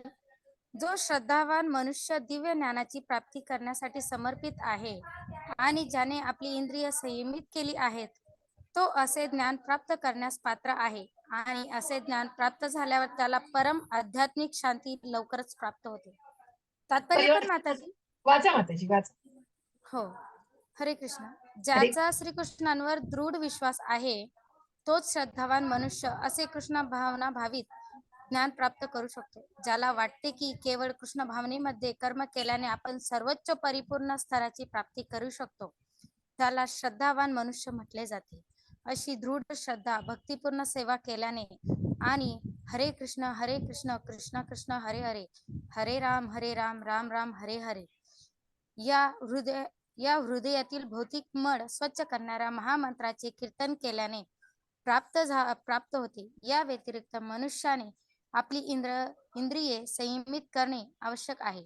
ज्या मनुष्याची भगवान श्रीकृष्णांवर दृढ श्रद्धा आहे आणि ज्याने इंद्रिय निग्रह केला आहे, त्याला विना विलंब श्रीकृष्ण भावनेच्या ज्ञानाची पूर्णता प्राप्त करता येते. हरे कृष्ण. हरे कृष्ण. खूप धन्यवाद. किती सुंदर तात्पर्य आणि हरिनामाचं संकीर्तनाचं महत्व दिलेलं आहे. आणि म्हणूनच ज्या भक्तीच्या टप्प्याचा मी वारंवार उल्लेख करते की या भक्तीच्या टप्प्यावरती श्रद्धा हा पहिला टप्पा असला तरी साधू संघ आणि भजन क्रिया, मग ज्या ऍक्टिव्हिटीज, मग जसं आपण म्हणतो संबंध, अभ्युदय आणि प्रयोजन, जे पुढे जाऊन आपण 10व्या अध्यायामध्ये जेव्हा आपण चतुश्लोकी गीता जाणणार आहोत की कशा प्रकारे या ऍक्टिव्हिटीज, मग जेव्हा आपण म्हणतो श्रवणम कीर्तनम विष्णू स्मरणम अर्चनम वंदनम पादसेवनम साख्यम दास्यम आत्मनिवेदनम, ही जी श्रद्धा आहे ना, या श्रद्धेला कुठेतरी खतपाणी घालायचंय. हो, या श्रद्धेला वृद्धिंगत करायचंय आणि ते श्रद्धेला वृद्धिंगत करून भक्तिपूर्ण सेवा केल्यानेच ते वृद्धिंगत होणार आहे. आणि म्हणूनच मग सेवेचा मार्ग आणि संकीर्तनाचा मार्ग, तरच ती श्रद्धा वृद्धिंगत होऊन भक्ती मार्गाच्या त्या प्रेम भक्तीच्या शेवटच्या टप्प्यापर्यंत आपण तिला नेऊ शकतो. पण ती वृद्धिंगत कशी करायची, तर ती या मार्गाने करायची, त्या भक्तीच्या मार्गावरती सेवा केल्याने. आणि म्हणून सेवेचा मार्ग दासानुदास, की मग कृष्णाच्या सेवकाच्या सेवकाचा मी दास आहे, ही जेव्हा भावना मनामध्ये रुजेल ना, जेव्हा ही आचरणात खरी येईल ना, तेव्हाच मनुष्य या भौतिक मळाचं, मग हे जे काही भौतिक मळ आहे ना हृदयातील, जे काही मळ म्हणजे आपण म्हणतो की जे अस्वच्छ गोष्टी आहेत त्याला स्वच्छ करणारा हा महामंत्र आहे. आणि म्हणूनच या भक्तीपूर्ण अशा सेवेनी आणि या संकीर्तनाने, या श्रीकृष्ण महामंत्राच्या संकीर्तनाने जो आपल्या चैतन्य महाप्रभूंनी 500 वर्षांपूर्वी पृथ्वी तलावर आणलेला आहे. आणि म्हणूनच जसं आधीही म्हटलं की हरेर नम केवलम कलौ नास्ति एव गतिरन्यथा, अन्यथा, की दुसरा कुठलाही मार्ग नाही, दुसरा कुठलाही मार्ग नाही, दुसरा कुठलाही मार्ग नाही, फक्त नामस्मरण हा एकच मार्ग आहे. आणि म्हणून जेव्हा गोलोक धामाचा चार्ट दाखवला जातो तेव्हा त्याच्यामध्ये एक छोटासा धागा असतो, तो धागा या कृष्ण महामंत्राचा असतो, कारण हा धागाच त्या आपल्याला कृष्णाच्या बासरीतून निघालेला हा धागा मग अगदी कलियुगाच्या, मग जेव्हा आपण भूलोक बघतो तोपर्यंत तो आलेला असतो. आणि जेव्हा आपण त्या गोलोकाचा चार्ट बघतो, त्या गोलोकावर एक आपण अख्खं एक वर्ग घेऊया, खूप सुंदर असं त्याच्यावरती निरूपण आणि खूप सांगता येईल. तर त्यामध्ये हा धागा दिलेला आहे. हा धागा म्हणजेच कृष्णाच्या महामंत्राचा धागा आहे, ज्याने आपण भगवंतांशी जोडले जातो. आणि ज्या मनुष्याची भगवान श्रीकृष्णांवर दृढ श्रद्धा आहे, आणि या श्रद्धा, महाश्रद्धा, साधू संग, भजन क्रिया, अनर्थ निवृत्ती, निष्ठा, रुची, भगवंतांप्रती आसक्ती, भावभक्ती आणि प्रेमभक्ती. मग ही श्रद्धा त्या प्रेमभक्तीपर्यंत वृद्धिंगत करायची असेल तर ज्याने इंद्रिय निग्रह केलाय म्हणजे या सगळ्याचं संयमित करणं, मग या सगळ्याला जोपर्यंत ते वृद्धिंगत करण्यासाठी या सगळ्याचा अवलंब केला पाहिजे. अनर्थ निवृत्ती म्हणजेच या सगळ्या मोहपाशातून जर स्वतःला मुक्त करायचंय तर त्या इंद्रियांवर नियमन केलं पाहिजे, त्याला निग्रह, त्याला नियंत्रित केलं पाहिजे आणि मग मात्र विना विलंब कृष्ण भावनेच्या ज्ञानाची तो प्राप्ती करू शकतो. अज्ञश्चा श्रद्धानश्च संशयात्मा विनश्यति नायं लोकोऽस्ति न परो न सुखम संशयात्मनः. हरे कृष्ण. वाचा माताजी. हो माताजी. हरे कृष्ण. परंतु प्रमाणित शास्त्रांबद्दल संशयी असणाऱ्या अज्ञानी आणि श्रद्धाहीन मनुष्यांना भगवत भावनेची प्राप्ती होत नाही, तर त्यांचे पतन होते. संशयी आत्म्याला या लोकामध्ये किंवा परलोकातही सुखाची प्राप्ती होऊ शकत नाही. हरे कृष्ण. हरे कृष्ण. आणि म्हणूनच मग तिथे कुठेतरी की जसं आपण म्हटलंय की ज्या 7व्या अध्यायात पुन्हा उल्लेख आहे, ज्या 4 प्रकारच्या लोकांना मी म्हटलं की जे भगवंतांना शरण जाऊ शकतात, पण जे भगवंतांना शरण जाऊ शकत नाहीत कधी, त्यामध्ये मग जे दांभिक आहेत, जे राक्षस आहेत, जे नराधम आहेत, जे क्रूर आहेत, कारण अशी लोक जी तमो भावनेमध्ये जगतायत आणि म्हणूनच हे श्रद्धाहीन जेव्हा लोक असतात, कारण त्यांच्या मनामध्ये संशय आहे. आणि म्हणूनच मी म्हटलं की भक्तीचा पहिला टप्पा हा श्रद्धा आहे. ही श्रद्धा असणं हे खूप महत्वाचं आहे.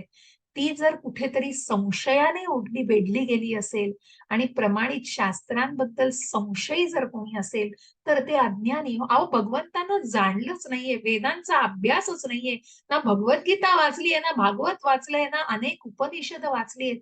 मग जी काही या सगळ्या वेदांच्या अभ्यासांना न करता ते अज्ञानच आहे हो. तिथे ज्ञानाचा अभाव आहे आणि मग त्याला श्रद्धाहीनच म्हटलं पाहिजे. कारण तिथे मनामध्ये श्रद्धाच नाहीये, त्या मनुष्याच्या मनामध्ये संशयच असणार. मग मात्र त्याला भगवत भावनेची प्राप्ती होऊ शकत नाही. त्याचं या भौतिक जगामध्ये पतन होतं आणि या आत्म्याला लोकामध्ये किंवा परलोकातही सुखाची प्राप्ती होऊ शकत नाही.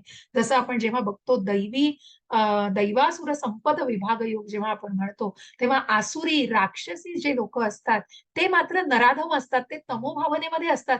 आणि जेव्हा आपण बघतो की मग जो मनुष्य भौतिकतेमध्ये अडकलेला आहे, ज्याच्या मनामध्ये संशय आहे, मग निश्चितच ठीक आहे, आपण जसं म्हणतो की निराकारवादी लोक आहेत, मायावादी लोक आहेत.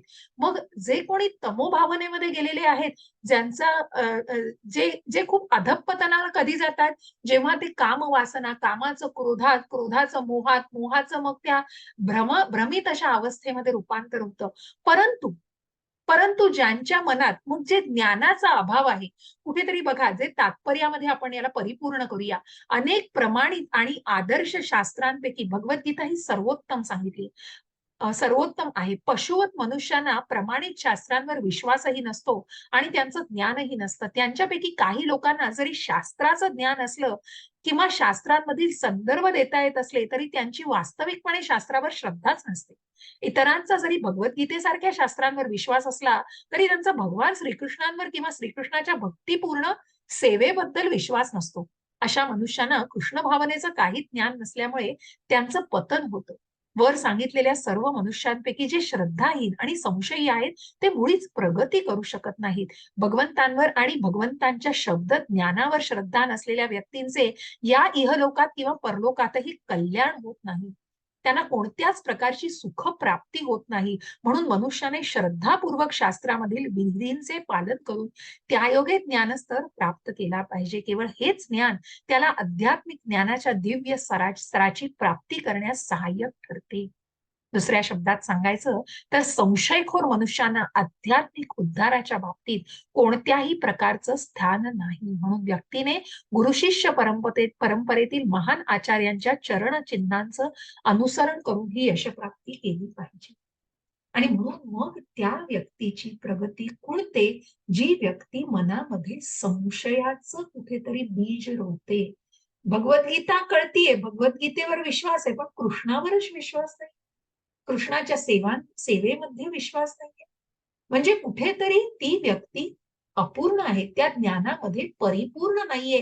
कारण ते ज्ञान गुरु शिष्य परंपरेतून आलेलं नाहीये, आध्यात्मिक गुरुकडून घेतलेलं नाहीये. कुठेतरी अभाव आहे हो, कुठेतरी या सगळ्या गोष्टींचा तिथे अभाव आहे. आणि म्हणून ती व्यक्ती कुठेतरी पतन होऊ शकतं. त्या व्यक्तीचं पतन, ती व्यक्ती पुन्हा भौतिक सुखामध्ये घसरू शकते आणि मग त्या मोहामध्ये अडकू शकते. मग तिची प्रगती खुंटू शकते, तिची प्रगती कुठेतरी खुंटते आणि मग अध्यात्मिक प्रगतीला तर निश्चितच कुठे मार्गच नसतो. आणि म्हणून ही आध्यात्मिक प्रगती साधायची असेल तर व्यक्तीने गुरुशिष्य परंपरेतील जे महान आचार्य, जसं आपण म्हटलं, अनुकरण नाही अनुसरण, त्यांच्या पावलावर पाऊल टेकून त्याचं अनुसरण करणं. कारण ज्या कोणी आध्यात्मिक, जेव्हा आपण म्हणतो आध्यात्मिक उत्तम आध्यात्मिक गुरु, तेव्हा निश्चितच त्यांनी त्या गोष्टींना पूर्णपणे जाणलेलं असतं आणि म्हणून त्यांचं अनुसरण करणं. जसं आपण म्हटलं, आदर्श व्यक्ती, अर्जुना तू आदर्श व्यक्ती बन, की तुझ्याच क्रियेचं, तुझ्याच आचरणाचं अनुसरण केलं जाईल, तुझ्याच गोष्टींचं अनुसरण केलं जाईल लोकांकडून. आणि म्हणून ती गोष्ट किती योग्य आहे आणि म्हणून त्याप्रमाणे ते ज्ञान हे योग्य व्यक्तीकडून आलं पाहिजे. त्या ज्ञानाचं महत्व किती आहे हे जाणं. योग संन्यस्त कर्माणं ज्ञान सच्छिन्न संशयम आत्मवंतम न कर्माणि निबंधन्ति धनंजय. हरे कृष्ण माताजी. हरे कृष्ण माताजी. आपल्या कर्मफलांचा त्याग करून जो भक्तियोग युक्त कर्म करतो आणि दिव्य ज्ञानाद्वारे ज्याचे संशय नष्ट झाले आहेत, तोच वास्तविकपणे आत्मस्थित आहे. याप्रमाणे हे धनंजया, तो कर्मबंधनांनी बद्ध होत नाही. हरे कृष्ण. हरे कृष्ण. तो अकर्मात असतो आणि म्हणूनच तो कुठल्याही कर्माच्या बंधनांमध्ये अडकत नाही. तस्मात् ज्ञानं संभूतं हृत्स्थं ज्ञानासीनात्मनः चित्वैनं संशयं योगम तिष्ठ भारत. हरे कृष्ण माताजी. हरे कृष्ण माताजी. म्हणून अज्ञानामुळे तुझ्या हृदयाचे संशय उत्पन्न झाले आहेत, ते ज्ञानरूपी शस्त्राने छाटून टाकले पाहिजे. हे भारता, योगयुक्त होऊन उठ आणि युद्ध कर. हरे कृष्ण. हरे कृष्ण. वाचाल तात्पर्य, शेवटचा श्लोक आहे. हो माताजी. तात्पर्य. हरे कृष्ण. तात्पर्य. या अध्यायात सांगण्यात आलेल्या योग पद्धतीला सनातन योग किंवा जीवाने केलेल्या शाश्वत क्रिया असे म्हटले जाते. या योगामध्ये यज्ञ कर्माचे दोन विभाग आहेत. एकाला द्रव्य यज्ञ आणि दुसऱ्याला आत्मज्ञान किंवा ज्ञान यज्ञ म्हटले जाते. ज्ञान यज्ञ म्हणजे विशुद्ध आध्यात्मिक कर्म होय. जर द्रव्य यज्ञ आध्यात्मिक साक्षात्कार प्राप्तीसाठी केला नाही तर असा यज्ञ भौतिकच राहतो. परंतु जो मनुष्य असा यज्ञ आध्यात्मिक उद्दिष्ट प्राप्त करण्यासाठी करतो किंवा भक्तिपूर्ण सेवेमध्ये करतो, तो वास्तविक परिपूर्ण यज्ञ करीत आहे. जेव्हा आध्यात्मिक क्रियांबद्दल विचार करतो तेव्हा अशा आध्यात्मिक क्रियांचेही दोन विभाग होतात. प्रथम म्हणजे स्वतःच्या आत्म्याबद्दल जाणणे किंवा स्वतःची वैधानिक स्थिती जाणणे आणि दुसरा म्हणजे पुरुषोत्तम श्री भगवान यांच्याबद्दलचे तथ्य. जो मनुष्य भगवद्गीतेच्या यथार्थ मार्गाचे अनुसरण करतो तो सहजपणे आध्यात्मिक ज्ञानाच्या या दोन महत्वपूर्ण विभागांचे ज्ञान प्राप्त करू शकतो. आत्मा हा भगवंतांचा अंश आहे. हे परिपूर्ण ज्ञान तो विना प्रयास प्राप्त करू शकतो आणि असे ज्ञान लाभदायकच आहे, कारण असा मनुष्य सहजपणे भगवंतांचे दिव्य कर्म जाणू शकतो. या अध्यायाच्या प्रारंभी स्वतः भगवंतांनीच आपल्या दिव्य कर्माचे वर्णन केले आहे. जो गीतेचा दुरुपयोग करीत आहे हे आपण जाणले पाहिजे. असा उद्देश उपलब्ध असतानाही जो भगवंतांचे सर्वज्ञ सच्चिदानंद स्वरूप जाणीत नाही. माताजी, जो गीतेचा उपदेश जाणू शकत नाही, सॉरी माताजी, जो गीतेचा उपदेश जाणू शकत नाही तो श्रद्धाहीन आहे आणि जो भगवंतांनी दिलेला आंशिक स्वातंत्र्याचा दुरुपयोग करीत आहे हे आपण जाणले पाहिजे. असा उद्देश उपलब्ध असतानाही जो भगवंतांचे सर्वज्ञ सच्चिदानंद स्वरूप जाणीत नाही तो निश्चितच महामूर्ख आहे. कृष्ण भावनेची तत्वे क्रमशः स्वीकारल्याने अज्ञान नष्ट होऊ शकते. देवदेवता प्रित्यर्थ केलेल्या विविध प्रकारच्या यज्ञांनी ब्रह्मयज्ञ, ब्रह्मचर्य यज्ञ, गृहस्थ जीवनातील यज्ञ, इंद्रिय संयमांचा यज्ञ, योग यज्ञ, तपोयज्ञ, स्वाध्याय यज्ञ, वेदाध्ययन यज्ञ आणि वर्णाश्रम धर्म यज्ञ इत्यादी प्रकारचे यज्ञ केल्याने कृष्ण भावना जागृत होऊ शकते. या सर्वांना यज्ञ म्हटले जाते आणि हे सर्व यज्ञ नियमित कर्मावर आधारित आहेत. पण या सर्व क्रियांमध्ये आत्मसाक्षात्कार ही महत्वाची बाब आहे. जो या उद्दिष्टाची प्राप्ती करण्याचा प्रयत्न करीत आहे तोच भगवद्गीतेचा खरा शिष्य आहे. पण जो श्रीकृष्णांच्या प्रमाणावरच संशय ठेवतो त्याचे पतन होते. म्हणून मनुष्याला प्रामाणिक गुरूंच्या मार्गदर्शनाखाली शरण जाण्याचा आणि सेवाभावाने भगवद्गीता किंवा इतर कोणत्याही शास्त्राचे अध्ययन करण्याचा सल्ला दिला जातो. प्रमाणित आध्यात्मिक गुरु शाश्वत कालापासून चालत येणाऱ्या गुरु शिष्य परंपरेतील आता थोडी स्क्रीन मला वाईट वाटतं दाखल करते म्हणजे जाणता येईल. हा हो चालत येणाऱ्या गुरु शिष्य परंपरेतील असते आणि भगवंतांनी लाखो वर्षापूर्वी हे ज्ञान सूर्यदेवाला प्रदान केले. त्या ज्ञान मार्गापासून आध्यात्मिक गुरु मुळीच भ्रष्ट होत नाही. या सूर्यदेवापासून पृथ्वी तलावर भगवंतांचा उद्देश आला. म्हणून मनुष्याने भगवद्गीतेचे अनुसरण स्वतः गीतेमध्ये सांगितल्याप्रमाणेच केले पाहिजे आणि स्वतःची प्रतिष्ठा वाढवण्याच्या मागे लागलेल्या स्वार्थपरायण लोकांपासून सावध राहिले पाहिजे. कारण असे लोक इतरांना वास्तविक मार्गापासून भ्रष्ट करतात. श्री भगवान हे निश्चितच परमपुरुष आहे आणि त्यांचे कर्म दिव्य आहे. ज्याला हे ज्ञान झाले आहे तो भगवद्गीतेच्या अध्ययनाच्या आरंभापासूनच मुक्त पुरुष आहे. या प्रकारे भगवद्गीतेच्या ज्ञान कर्म संन्यास योग या 4थ्या अध्यायावरील भक्ती वेदांत भाष्य संपन्न. हरे कृष्ण. हरे कृष्ण. खूप धन्यवाद माताजी. अशा प्रकारे या 4थ्या अध्यायाच्या शेवटच्या श्लोकाला आपण जाणण्याचा प्रयत्न करत आहोत, जिथे या ज्ञानाची परिपूर्णता आपल्याला लक्षात येईल. आणि म्हणूनच जन्म कर्म च मे दिव्य, जो भगवंतांचं जन्म आणि कर्म याचं ज्ञान जाणतो आहे आणि ज्याने या गुह्य, मग आपण हे गुह्य ज्ञान, गुह्यतरम ज्ञान, जे आपण या सगळ्या ज्ञानाचा इथे उल्लेख आहे बघा, की तू शरीर नाही आत्मा आहे आणि हा आत्मा परमात्म्याचा अंश आहे, हेही आपण याच अध्यायात जाणण्याचा प्रयत्न केलेला आहे. आणि म्हणून ज्यांनी या सगळ्याला जाणण्याचा प्रयत्न कधी, तर हे सगळं ज्ञानाने शक्य आहे. हे दिव्य ज्ञान, हे परिपूर्ण ज्ञान जो आध्यात्मिक गुरुकडून घेतो आहे तो निश्चितच मुक्तीच्या मार्गावरती आहे. आणि म्हणूनच कुठेतरी ते स्वातंत्र्य, त्याचा गैरवापर न करता जेव्हा तो कृष्ण भावनेमध्ये स्वतःला समरस करण्यासाठी या ज्ञानाचा वापर करतो, जेव्हा तो स्वतःला विस्मरण, त्या श्रीकृष्णाचं झालेलं विस्मरण, जरी त्याला आधी तो जरी कुठल्याही पापकर्मामध्ये असेल तरी जर तो त्या भक्तीच्या मार्गावर आला, तो भक्ती सेवेच्या मार्गावरती आला, तर निश्चितच तो मुक्तीच्या मार्गाला लागतोय. आणि म्हणूनच ज्याने प्रत्यक्ष भगवंतांनी आपल्या उदाहरणांनी हे दाखवलेलं आहे, हो, जे 3ऱ्याही अध्यायात आपण जाणलेलं आहे, की प्रत्यक्ष मग अनुकरण आणि अनुसरण याचाही आपण तिथे भेद जाणलेला आहे.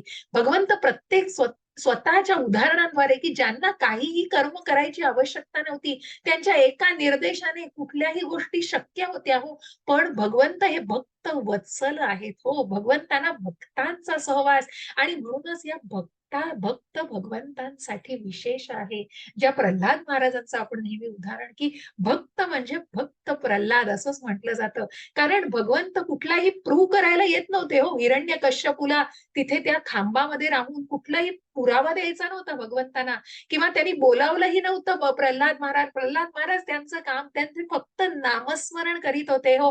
अहोरात्र आणि अगदी सतत त्यांच्या मनामध्ये, त्यांच्या मुखामध्ये भगवंतांचंच नामस्मरण होतं. पण भगवंतांसाठी हे भक्त निश्चितच कुठेतरी विशेष आहेत आणि त्या भक्ताच्या रक्षणासाठी, त्या भक्ताचं रक्षण करण्यासाठी केवळ भगवंत त्या रूपामध्ये येतात. कारण हिरण्यकश्यपूला फक्त त्या नृसिंहाच्या रूपामध्येच ते त्याचा नाश करू शकत होते. आणि प्रल्हाद महाराज म्हणूनच ज्या काही संकटांना त्यांनी तोंड दिलेलं आहे, त्या सर्व संकटांना तोंड देण्यासाठी फक्त त्या नामस्मरणाचा आधार, मग कुठलीही इच्छा नव्हती, हो. कुठल्याही मनामध्ये अपेक्षा नव्हती, की मी हे नामस्मरण करतोय म्हणून हे माझ्यासाठी केलं पाहिजे भगवंतांनी. नाही, भगवंत हे स्वतःहून, मग भक्ताला ते सांगण्याची आवश्यकताच नसते, हो. कारण भगवंत हे भक्त वत्सल आहेत. आणि म्हणून अशा या भक्तांचा सहवास घेण्यासाठी भगवंतांनी हा प्रत्येक युगामध्ये, म्हणूनच परित्राणाय साधूनां विनाशाय च दुष्कृतां धर्म संस्थापनार्थाय संभवामी युगे युगे. आणि म्हणूनच त्या दृष्टांचा संहार करण्यासाठी, त्या धर्माची पुनर्स्थापना करण्यासाठी आणि अशा प्रकारे भक्तांचं रक्षण करण्यासाठी मी पुन्हा पुन्हा या युगामध्ये मूळ रूपामध्ये जन्म घेतोय आणि म्हणूनच भगवंत हे अजन्म आहेत, ते आध्यात्मिक आहेत. भगवंतांचा जन्म आणि हे जे काही कर्म, मग भगवंतांनी काय केलं नाही हो? नंदांच्या 9 लाख गायींचं रक्षण केलेलं आहे, अनेक असुरांचा वध केलेला आहे, अर्जुनाच्या रथाचं सारथ्य केलेलं आहे. अशा भगवंतांनी स्वोदाहरणासह, स्वतःच्या उदाहरणासह हे आपल्याला सांगितलेलं आहे. याच्या वर काय पाहिजे? आणि म्हणूनच जे जे हे सगळं जाणू शकत नाही, जे कुठेतरी खोट्या अहंकारात आहेत, ते मात्र निश्चितच महामूर्ख आहेत. म्हणून इथे ते दिलंय की असा उपदेश उपलब्ध असतानाही जो भगवंतांचं सर्वज्ञ सच्चिदानंद स्वरूप जाणीत नाही, तो निश्चितच महामूर्ख आहे. कारण तो स्वतःच्याच खोट्या अहंकारामध्ये आहे. ते स्वातंत्र्याचा तो त्याच्या गैरवापर करतो आहे. आणि म्हणूनच भगवंतांच्या या सगळ्या ज्ञानाचं, या सगळ्या भगवद्गीतेच्या या ज्ञानाचं हे सगळं आचरणात आणणं आणि अशा प्रकारे स्वतःला प्रगत करणं, त्या आध्यात्मिक ज्ञानामध्ये प्रगती साधणं, हे फक्त या भगवद्गीता आणि या वेदांपासूनच मनुष्य जाणू शकतो. आणि म्हणून ज्याला हे ज्ञान झालंय, तो निश्चितच भगवद्गीतेच्या अध्ययनाच्या आरंभापासूनच मुक्त पुरुष आहे. कारण ज्याला ह्या दिव्य ज्ञानाची आधीच प्राप्ती झालेली आहे, ज्याने भगवंतांना जाणलेलं आहे. अशा प्रकारे या ज्ञान कर्म संन्यास योग, म्हणजे ज्ञानयोगच म्हटले, सॉरी, त्याला प्रभुपादांनी. अशा प्रकारे आपण या ज्ञानयोगाची कुठेतरी सांगता करतोय. 4था अध्याय आपला इथे समाप्त झालेला आहे. आणि पुढच्या आठवड्यामध्ये आपण 5वा अध्याय सुरू करत आहोत. मंगळवार, गुरुवार आणि शनिवार या 3 वारी मी 4:30 वाजता वर्ग घेणार आहे तुमचा. तर कुणाला याबद्दल काही सांगायचंय किंवा कुणाला काही प्रतिक्रिया असतील तर कृपया मला सांगाव्या. ही वेळ कशी आहे, हे वार तुम्हाला कसे आहेत, तर तुम्ही येऊ शकाल का या वारी, या वेळेला? तर मला निश्चित सांगू शकाल का प्लीज? रीना माताजी. कोणते वार? मंगळवार, गुरुवार आणि शनिवार दुपारी 4:30 चालेल. वाजता. हो, चालेल. ठीक आहे. रीना माताजी, माताजी थोडं लवकर घेतलं तर चालणार नाही का? किती वेळ आहे तुम्हाला? कुठली वेळ माताजी? कारण आपल्याला लिंक उपलब्ध व्हायला लागते ना माताजी. हा हा नाही अनेक तिथे वर्ग पार्लर. चालू असतात ना, अनेक विषयांमध्ये, हा. अनेक भाषांमध्ये हे वर्ग चालतात ना माताजी. त्यामुळे ती लिंक अच्छा. अवेलेबल असणं थोडं कठीण होतं. पण तुम्हाला कुठली वेळ सुटेबल आहे साधारण माताजी? नाही नाही माताजी, ही वेळ पण छान आहे, पण मला पार्लरला जावं लागतं ना, तर त्यामुळे अच्छा, मी आपला फ्री नाही. व्यवसाय आहे का? Okay okay. हा. बरं बरं. तर पण व तुम्ही शक्य असेल तिथे जॉईन व्हा, नाहीतर तुम्ही रेकॉर्डिंग ऐका ज्या वेळेला शक्य नसेल तेव्हा. हो, रेकॉर्डिंग कसं असतं माताजी, टाइम भेटला हा, करूया होऊया बरोबर अशी गोष्ट असते. मग हे बरोबर. कसं असतं, पण हे आपल्याला लिंक मिळाली. म्हणूनच कुठेतरी सांगणं हा. असतं की प्रत्यक्ष आलं तर तेच हवं असतं आणि तेच मुख्य आहे. पण कधीतरी, म्हणूनच मी सांगते, पण हा. तुम्हाला ती वेळ सुटेबल नाहीये का अजिबातच 4:30?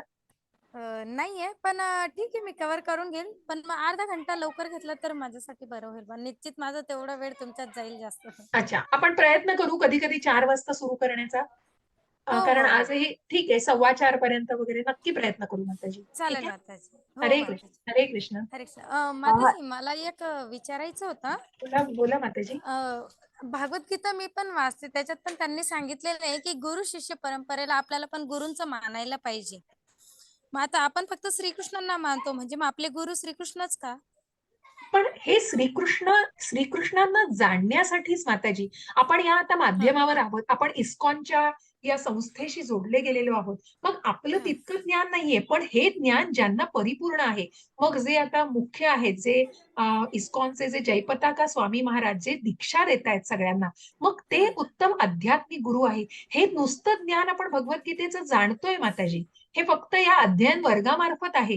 परंतु जेव्हा आपण स्वतःला ज्या टप्प्यांवर, मग जे टप्पे आहेत, ऍस्पायर शेल्टर, म्हणजे जे श्रद्धेचे जे टप्पे आहेत, जसं आपण म्हणतो, तसं हे जी दीक्षा घ्यायची असते, त्या मार्गावरती जेव्हा आपण स्वतःला आणतो, तेव्हा आपण त्या गुरुकडूनच ते घेतो. माताजी, माध्यम गुरु आहे. हे हा ज्ञान सुद्धा घेतोय ते आपण. मी सुद्धा अनेक सिनियर्स कडून शिकले, तेव्हा मी हे ज्ञान आकलन करू शकते. श्रीकृष्ण हे परमोच्च आहेत. श्रीकृष्णांना जाणायचंय, ते जाणायचे, तेच आपल्याला गुरूंकडून ज्ञान जाणायचंय. आणि म्हणून हे ज्ञान जे आपण या मार्फत भगवद्गीता, भागवत, हे जेव्हा आपण जाणायचा प्रयत्न करतोय, तेव्हा एका उत्तम गुरुकडून, म्हणजे ज्यांनी याचं ज्ञान परिपूर्ण घेतलेलं आहे, ज्यांनी त्याचा अभ्यास केलेला आहे, त्या गुरूंकडून आपण हे, मग त्यांनी त्यांच्या परंपरेतून, जसं मी म्हटलं की ही भगवद्गीता जशी आहे तशी, मग कृष्ण मूळ आहेत, कृष्णांनीच हे त्यांच्या मुखकमलातून त्यांनी अर्जुनाला हे ज्ञान दिलं की जे ज्ञान आपल्यापर्यंत पोहोचावं. मग ते आपल्यापर्यंत कोणामार्फत पोहोचतंय, तर उत्तम आध्यात्मिक गुरूंमार्फत पोहोचतंय. गुरूंकडून. आता भगवंतांच्या कृपेने मी हे ज्ञान तुम्हाला इथे देऊ शकते, कारण मीही हे गुरूंकडून, माझ्या गुरूंकडून शिकलीये, म्हणून हे ज्ञान मी तुमच्यापर्यंत पोहोचवण्याचा प्रयत्न करते. अशा प्रकारे उत्तम गुरूंकडून जाणणं हे. आणि मग जसं मी म्हटलं की दीक्षेचा टप्पा, जेव्हा तुम्ही या इस्कॉनच्या संस्थेशी निगडीत आहात, तेव्हा तुम्ही जेव्हा ह्या सगळ्या गोष्टी फॉलो करता, की जेव्हा तुम्ही चॅन्टिंग करता आहात, त्याच्यावरच मी ऍक्च्युली येणार आहे. मी रेकॉर्डिंग थोडं थांबवते आणि आपण काही गोष्टींची चर्चा करू. हो.